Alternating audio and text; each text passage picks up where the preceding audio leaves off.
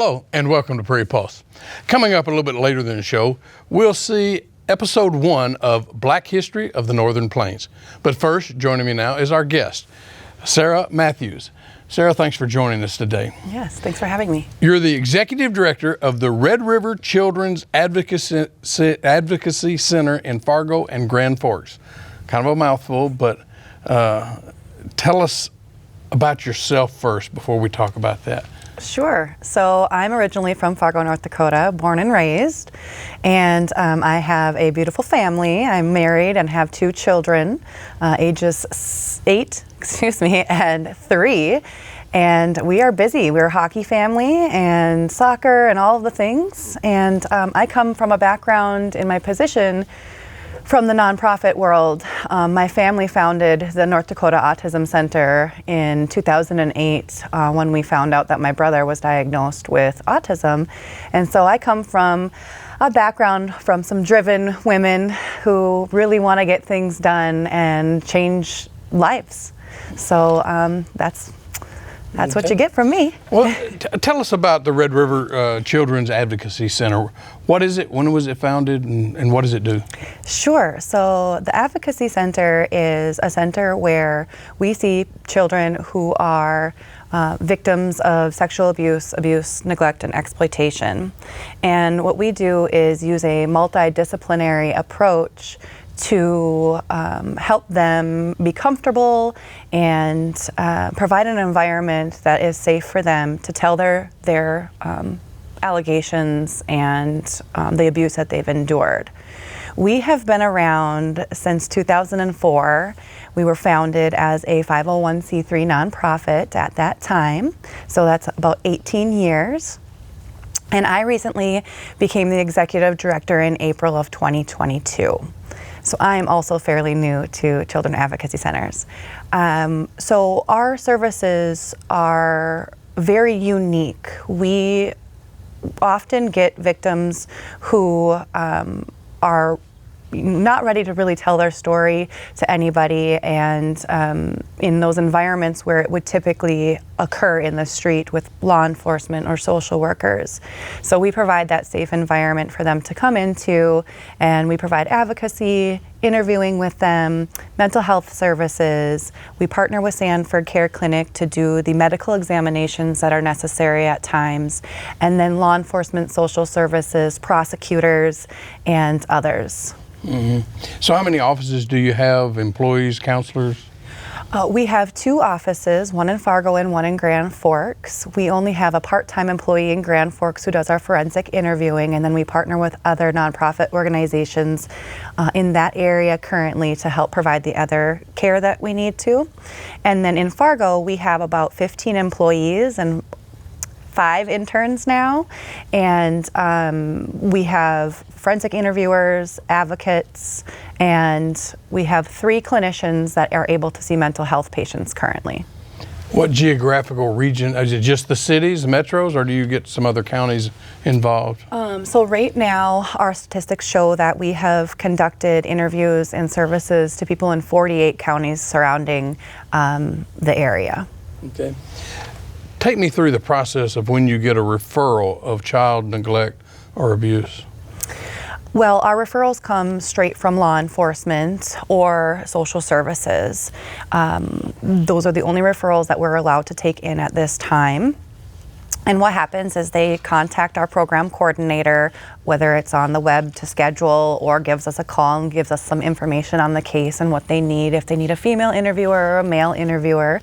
And then we schedule it as soon as possible. Within about 24 hours to 48 hours, we can typically schedule their forensic interview for that time. Mm-hmm. Well, with that said, can you talk about what the forensic interview, what that is and how you conduct it? Yeah, so the forensic interview is a highly trained interview system, if you will, and the interviewer has to go through many classes and education to become a forensic interviewer. And what they do is, once they've greeted the child, they bring a child to an interview room where there is video cameras, recording equipment, and then a link to a two-way one way, I guess, television in another room where our forensic team, which I mentioned earlier was prosecution and social work and law enforcement and the others. And where they are able to see and hear in real time the interview going on. Because we need a team approach in order to know how to help the family and help the child, and then seek prosecution or justice afterwards as well. And what we do is we burn that disc for law enforcement after the interview is done. During the interview, the interviewer starts off by testing out communication skills with the child. So they have a casual conversation back and forth, not related to any of the content, just how their day is going or anything else like that, and start to see if they can recall events, if they can predict future, if they can remember colors or rooms and things like that from other fun things in their lives, in order to know if they're capable of conducting the interview at the time. If they're not, we stop the interview and they come back another day, another year, another time, when they're able to do so effectively. If they are able to disclose, our interviewer does go through sort of like an hourglass technique, where they start at a broad topic and then they narrow that down, and then they start another broad topic and narrow it down, and then come back to key points in the interview, so that it's sort of breaking little barriers and uncomfortable moments lightly, so that the child is less traumatized. So what age groups are you normally working with? So we see children from ages 3 and up, and we see patients who are older than 18 as well, depending on the situation. If they have cognitive impairment or they are vulnerable themselves, we will take those older people on as well. How many cases do you take on or see per year, I guess? So in 2022, we saw 805 individuals for forensic interviews, and we provided over 2,200 mental health services to people. Have cases increased over the past few years, with COVID years, since that's what we're talking about? Yeah, actually they did. In 2019, we saw about 350 individuals for forensic interviews, and that skyrocketed to closer to 750 during the pandemic. So we saw almost, double what we were normally seeing during the pandemic, and now we're sort of going down a little bit to that normal range again after that spike. Do you have anything that really contributed to that? Just because of COVID, everybody was... Yeah, so I guess our only assumption could be that they were home during the pandemic with their perpetrators. Typically, 90% of people know their perpetrator, and being locked down during a pandemic with them with no way of being in the school system or anything like that caused a lot of influx once people found out. Okay. Have you seen mental health issues increase in children since the pandemic? Yes, I would say so. With social media and also with devices and electronics and things like that, kids are isolated. The social skills aren't there. Throw the pandemic in there, mental health issues, all of those things are just kind of recipe for disaster. Mm-hmm. Can you talk about, why are children so vulnerable even today in our society? Because children are good. They're genuinely good, and they have great hearts, and they believe anything anybody will tell them. They want to see the good in people, and they're a very easy target because of that. Mm-hmm. So how do you stay focused in your job when you really see, I guess, bad cases of abused children, and how do you and your counselors deal with this? Yeah, great question. So we have a process that we call secondary trauma stress. And so what we do is provide training to those staff and support systems for those staff to deal with their secondary trauma. And we do that on a daily, weekly basis and check in often. And then we also have outside resources for them to access if they need. Mm-hmm. Yeah, because and especially during, you jumped up, you said from 300 and something to 805 in 2020. That just has to be stressful for your employees. Yeah, and we get subpoenaed to court quite a bit as well as witnesses to the interview. And so not only are they doing their daily job, talking to kids and documenting those stories and providing mental health services, but they're also running to court to and from, hearing it over again, and trying to help seek justice on those cases. And sometimes it's difficult when cases aren't, the perpetrators aren't, locked up or put away. They have a hard time with those types of cases. And a lot of that doesn't have to do with necessarily our interview process. It's other factors that are involved in that. And it's very difficult for our staff to absorb. Mm-hmm. Are there things that the public can do? How can people help your organization? Yeah, so we have plenty of opportunities for fundraising events that we put on throughout the year. We have that listed on our website.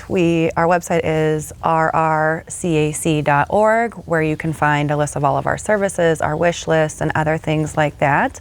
So volunteering, donating your time, holding fundraisers for us, making blankets is another thing. Every child gets a blanket when they attend our center, and a toy, food as well when they're there, because sometimes they're there for a really long time or had to travel a far distance to get to our center, and so they're often hungry, and so gift cards are often given to restaurants or to gas cards for traveling back home so that they could have gotten back and forth without having to pay that cost. Mm-hmm. Now, does your facility house any of these children, or do you have to refer them to another organization for that?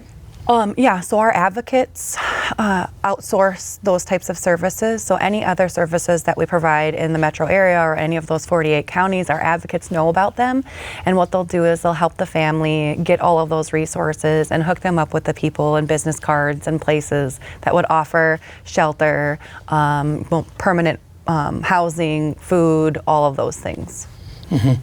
You mentioned a wish list. What are some of the things that your organization needs or would like from people? Yeah, food is always a good one. So individually wrapped, like bars, goldfish, those types of things. Anything that possibly a child would like. Fruit snacks are very popular.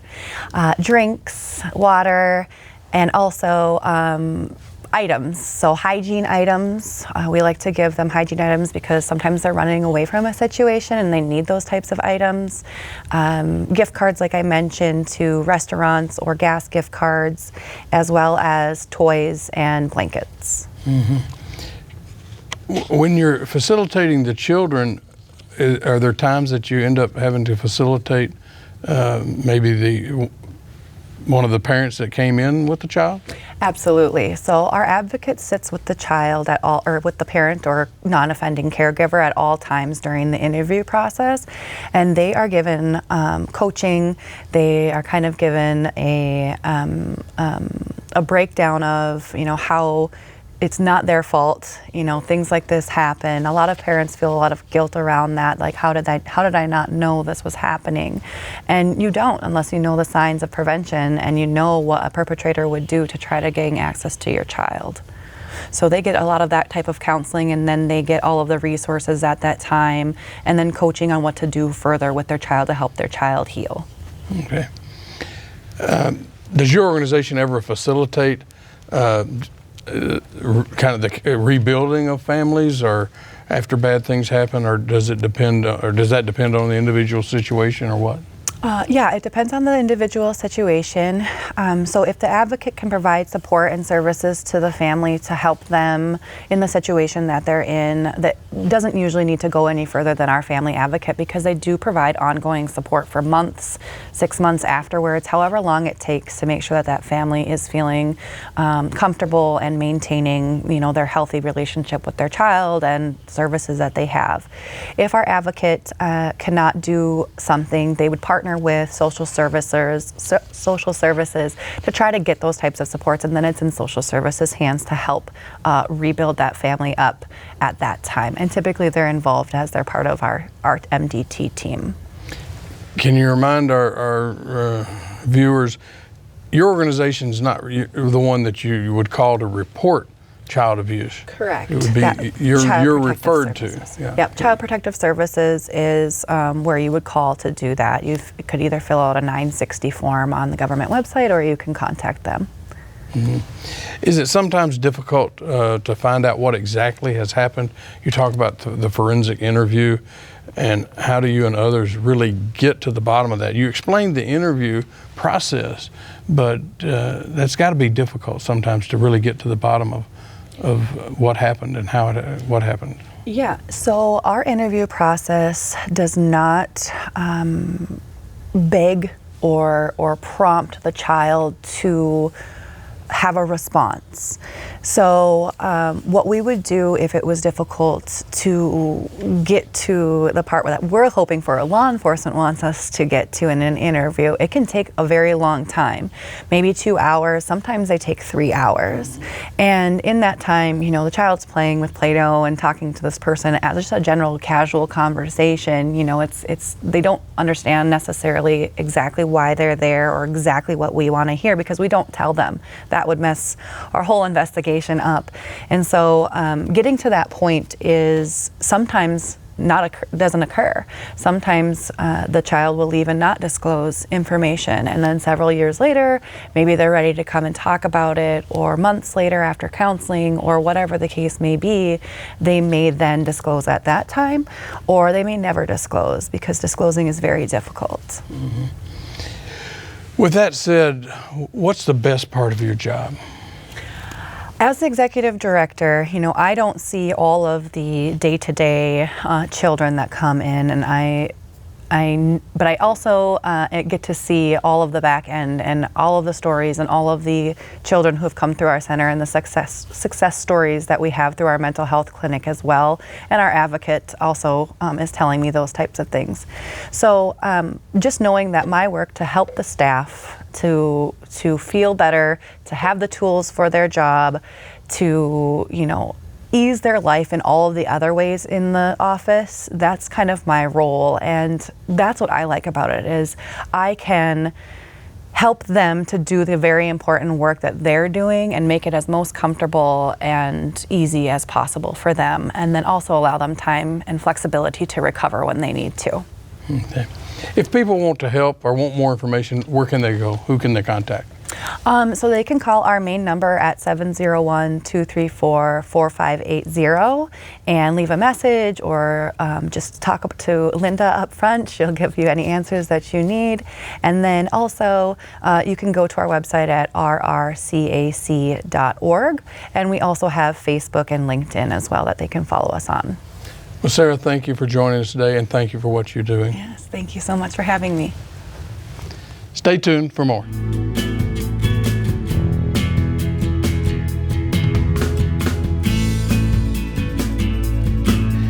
In this first episode of the Black Histories of the Northern Plains series, we get an overview about the formation of the Northern Plains, geographically, culturally, and ethnically. The Northern Plains of the United States conjure a few images in our histories. Glaciers, blizzards, and bison. Indigenous hunters on horseback, fur traders, forts, immigrants, and railroads. An agricultural revolution that reshaped the indigenous landscape in cattle, wheat fields, and water towers. But to those of us who call this place home, we think of our own lives, the families, communities, and tribes formed primarily by Dakota, Mandan, Hidatsa, Arikara, and Ojibwe ancestors, and the descendants of primarily German and Scandinavian immigrants. One image that doesn't often spring to mind here is that of Black America, whose histories tend to take form in the South and in large industrial cities.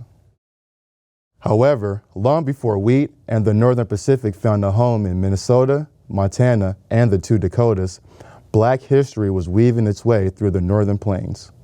Join us as our narrator, Matt O'Lean, guides us through this series, and we explore these stories and think about how the broad strokes of history can lose sight of critical and colorful details. I'm Troy Jackson II with Prairie Public, and this is Black Histories of the Northern Plains.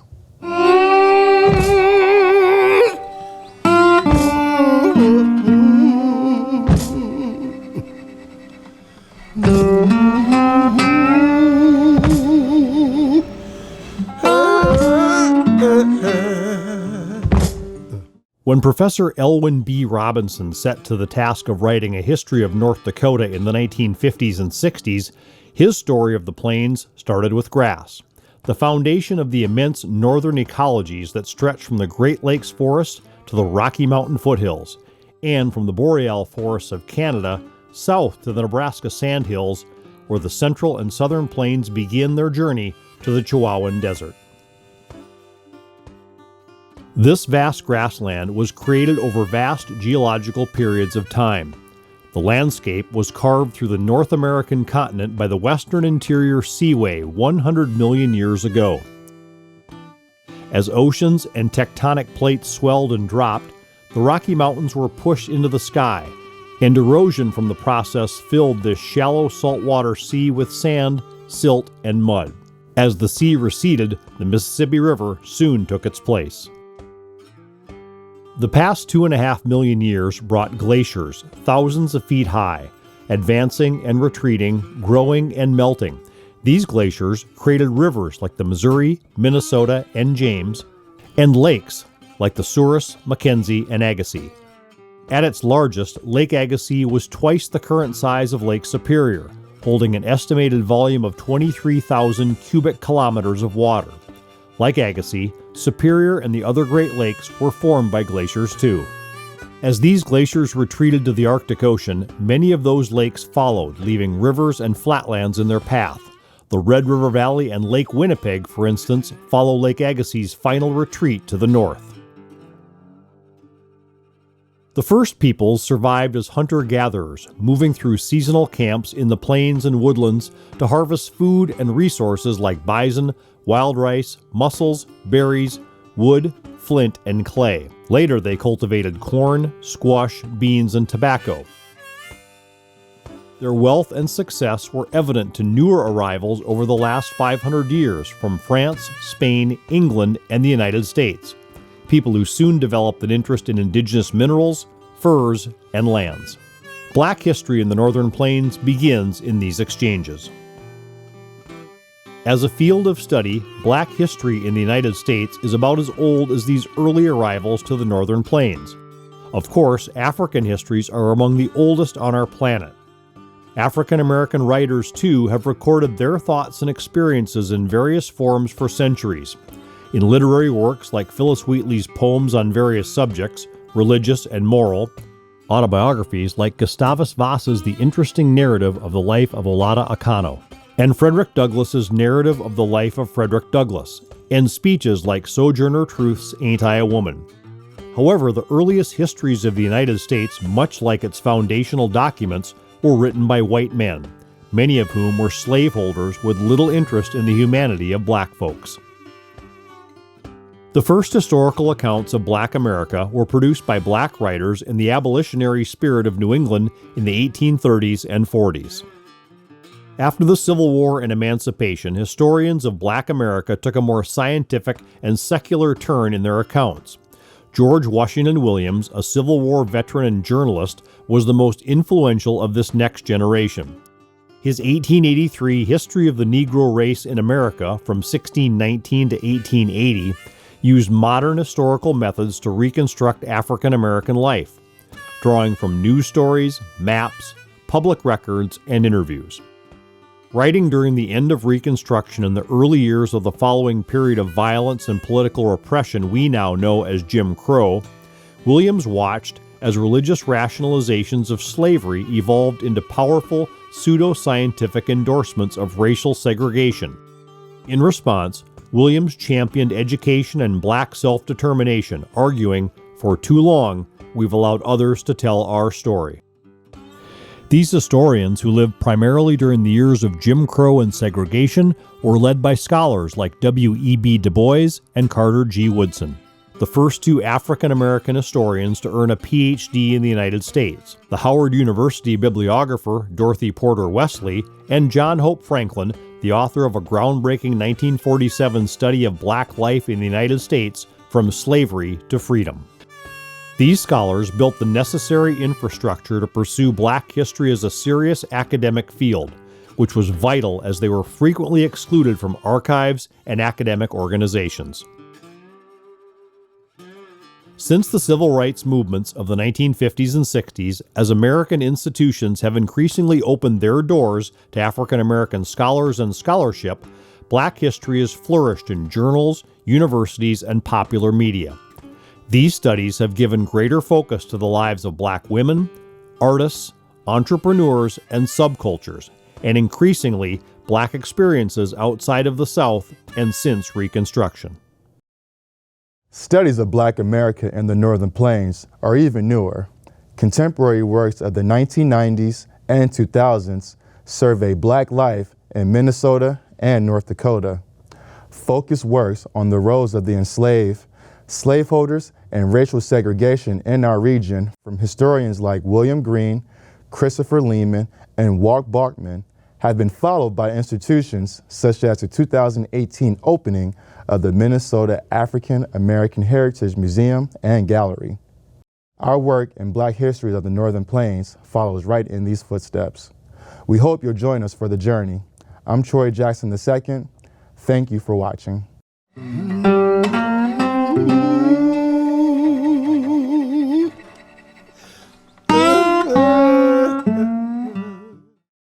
Well, that's all we have on Prairie Pulse this week. And as always, thanks for watching.